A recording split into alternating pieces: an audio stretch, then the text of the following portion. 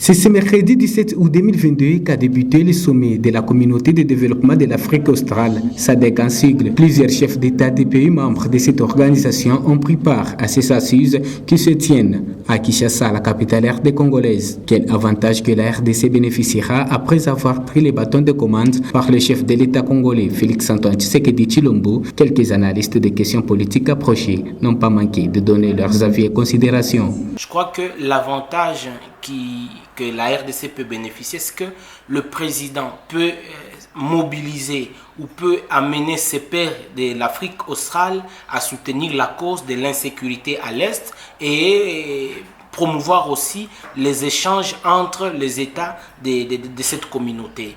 Et je crois que les États aussi membres de la SADC peuvent être des interlocuteurs en faveur de la RDC dans les instances internationales pour parler de la cause de l'un des pays membres de la SADC par rapport aux atrocités, par rapport à l'insécurité, par rapport aux viols qui se passent à l'est du pays.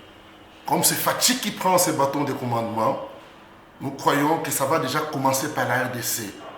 Quel avenir meilleur? La sécurité, le social, l'avenir meilleur tout court.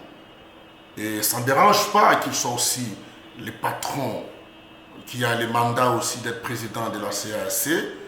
Ça crée l'équilibre, bien au contraire, parce que là, il a le contrôle de l'Afrique centrale avec la CAC.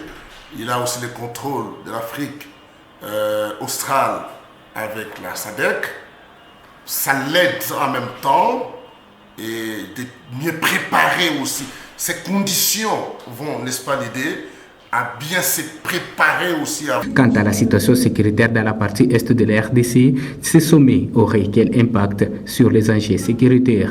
Puisque l'insécurité à l'Est affecte directement ou indirectement les autres pays membres de la SADC, la Zambie y compris, l'Angola. Et il faut aussi préciser que cette insécurité peut engendrer, n'est-ce pas, les déplacements. Et ces déplacements peuvent causer des torts dans le pays, dans cette organisation de la SADC. Voilà pourquoi l'avantage que la RDC a en assumant cette présidence, c'est qu'elle deviendra une plaque tournante de la SADC pour parler non seulement de la cause de la RDC, mais aussi de la cause de la sous-région. La paix est certaine, pourquoi? Parce que la SADC prône aussi la sécurité sociale et la paix. Comme c'est lui qui sera le patron, je crois que ça va commencer par la RDC.